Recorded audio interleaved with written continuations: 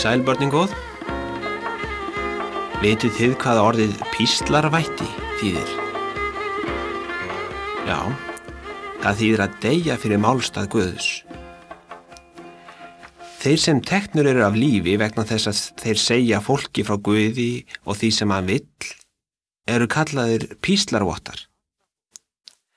Allt það fólk sem við höfum verið að tala voru píslarvottar. Það dó fyrir að segja frá því að nýr guðlegur kennari, Babin, væri komin í heiminn. Ef til haldið þið að menn hafi verið hræddir við að hlusta á boðskapinn og lýsa yfir trú sinni á hann, eftir að svo margir höfðu verið drepnir hans vegna. Sú var nú samt ekki raunin með flesta. Þegar þeir sáu að svo margir vildu glaðir deyja fyrir þennan málstað, vissu þeir að hann hlaut að vera sannur. Alltaf fjölgaði fylgjendu Babsins. Enginn hafði getað gert honum mein. Hvar sem hann fór, elskuðu flestir hann og voru reiðubúnir að deyja fyrir hann. Sumir kistu meira að segja rykið þar sem hann hafði gengið. En stórvasírinn hataði Babin. Stórvasírinn að nánasti samstarfsmaður Sjasins og ráðgjafi hans. Þetta var mjög mikilvægt embætti. Stórvasírinn skildi ekki boðskap Babsins. Hann vildi ekki að Babin talaði við Sjain, af ótta við að hann færi einnig að trúa boðskapinn.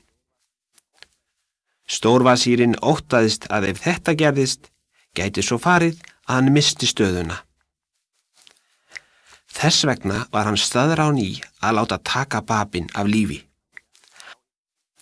Hann hélt að þá yrðu fylgismenn hans hræddi við að halda áfram án hans og málstaðurinn myndi deyja út. Hann sendi því hermenn til Svartholsins þar sem Babin var í haldi. Þessi hermaður átti að koma með Babin til Tabrís. Babin vissi hvað var að gerast, þótt hann var í fangi langt í burtu. 40 dögum áður en skilaboðin komu, safnaði hann saman öllum ritum sínum. Hjá þeim lagði hann pennastokkinn sinn, innsigli sín og agathring og sendi einn af bókstöfum hins lifanda til Ahmads, skrifara síns. Hann lagði á það þunga áherslu við sendimannin að gæta þessara hluta mjög vel og láta engan vita þá nema Ahmad. Þegar þessir hlutir komust í hendur Ahmads, fann hann meðal þeirra bréf frá Babnum. Í bréfinu stóð að Baha'u'lláh ætti að fá þessa dýrmætu hluti. Ahmad lagði því strax á stað til Teheran. Þar afhenti hann Baha'u'lláh hlutina. 3 dögum eftir að Babin var færður til Tabrís kom skipun frá stórvasírnum þess efnis að hann skyldi tekin af lífi samdægurs á æfingasvæði hermannanna hjá herbúðunum. Og alla þá sem segðust vera fylgjendur Babsins ætti einnig að taka af lífi. Eigandi hússins þar sem Babin dvaldi neitaði að taka nokkuð þátt í þessu viðbjóðslega verki. Þá kom önnur skipun að Babin og skrifar hans skyldu flutti til eins af klefunum í hermannaskálunum. 10 menn áttu að gæta dýranna að klefa hans. Það voru mikil læti á götunum þegar Babin og Hussein, skrifari hans, voru leiddir þær. Þegar þeir nálguðust herbúðirnar, tróðst allt í einu ungur maður í gegnum mannfjöldan og fleygði sér að fótum Babsins. Send mig ekki frá þér, ó meistari, bað hann, leyf mér að fylgja þér hvert sem þú ferð. Muhammad Ali, svaraði Babin, rís upp og verð þess fullviss að þú skalt vera með mér. Á morgun verð þú vitni af því sem Guð hefur ákvarðað. Munið þið eftir Muhammad Ali? Hann var ungi maðurinn sem dreymdi að Babin kæmi til sín og lofaði sér því að hann skyldi deyja með honum. Nú var loforðið í þann veginn að verða efnt. 2 aðrir komu einnig þjótandi til Babsins og þeir voru settir í sama klefa og hann og Húsein. Þá nótt ljómaði andlit Babsins að gleði þegar hann talaði við félaga sína. Næsta dag, þegar Babin var að tala við Húsein, truflaði einn af liðsforingunum í herbúðunum samtal þeirra. Hann var kominn til að sækja Húsein. Ekki fyrr en ég hef sagt við hann allt það sem ég ætla að segja, getur nokkur jarneskur máttur takkað niður í mér. Þótt allur heimurinn gripi til vopna gegn mér, myndi hann samt ekki geta fælt mig frá því að framkvæma ætlunarverk mitt til hins síðasta orðs, sagði Babin við liðsforingjan. Maðurinn var mjög undrandi þegar hann heyrði Babin segja þetta.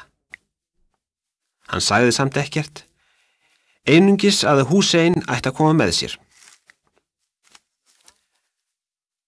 Þennan sama morgun var unga manninum Muhammad Ali sagt að ef hann vildi snúast gegn Babnum og hlust ekki framar á hann, myndi hann ekki verða drepinn. Aldrei, hrópað hann, í honum hef ég fundið mína paradís. Hann var því fenginn í hendur Sham Khan, manninum sem stjórnaði herdeildinni, átti að skjóta Babin. Muhammad Ali átti einnig að deyja, nema hann gerði það sem þeir sögðu. Eftir því sem Sham Khan kynntist Babinum betur, fannst hann með erfiðara og erfiðara að framkvæma þá skipun sem honum hafði verið gefin. Hann sagði Babnum að hann var kristinn maður og hann langaði ekki til að gera honum neitt illt. Hann bað að vera leystur undan því að enda líf Babsins. Ger eins og fyrir þig lagt, sagði Babin. Ef áform þitt einlægt, mun hinn almáttki vissulega geta leyst þig undan því. Nagli var rekinn í múrinn umhverfis herbúðirnar.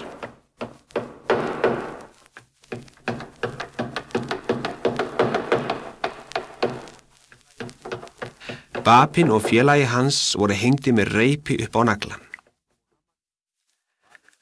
Muhammad Ali bað að vera staðsettur þannig að líkami hans skildi líkama Babsins. Hann var látinn hanga þannig að höfuð hans hvíldi á brjósti Babsins.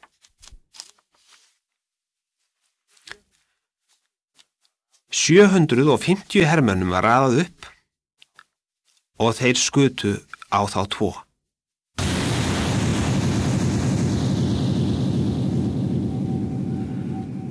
Reykurinn úr rifflunum var svo mikill að hann byrði sólarljósið og það dimmdi yfir staðnum. Fjöldi fólks hafði safnað saman á húsþökunum til að horfa á aftökuna. Þegar reykskýið hafði liðast í sundur, gat það varla trúað sínum eigin augum. Muhammad Ali stóð á jörðinni, ljóslifandi og ósærður. Reipið sem þeir höfðu verið hengdur upp með var slitið og Babin var horfinn. Hermennirnir hófu ákafa leitað á honum. Að lokum fundu þeir hann í klefanum sem hann hafði dvalið í nóttina. Hann var að enda samtal sitt við Húsein, samtalið sem hann hafði ekki fengið að ljúka við morguninn. Hann var ósærður eins og Muhammad Ali.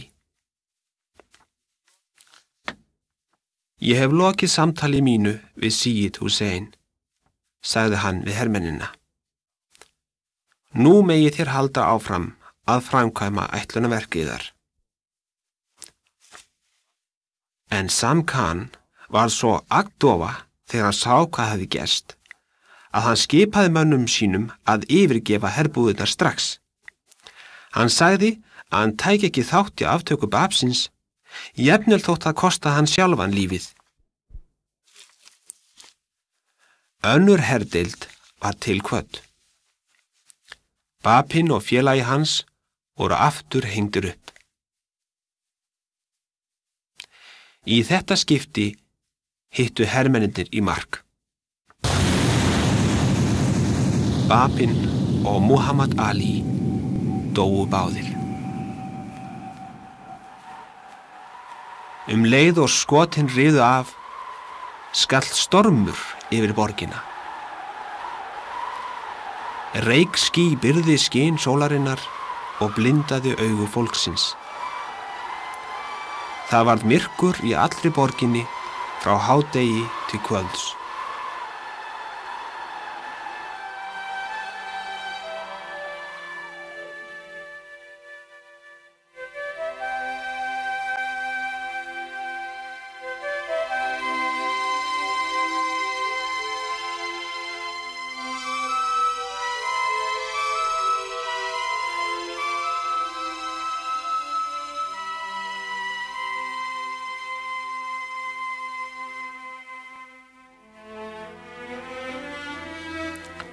En jafnvel eftir að allt þetta hafði gerst, gerði fólki sér ekki grein fyrir því hversu hræðilegan verknað það hafði framið.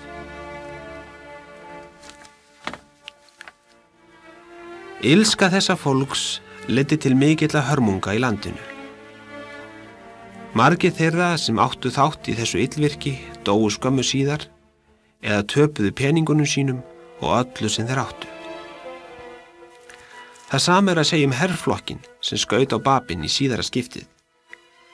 Þeir voru einnig látnir þjást.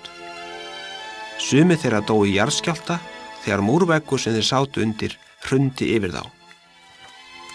Aðrir voru skotnir vegna einhvers sem þeir höfðu gert.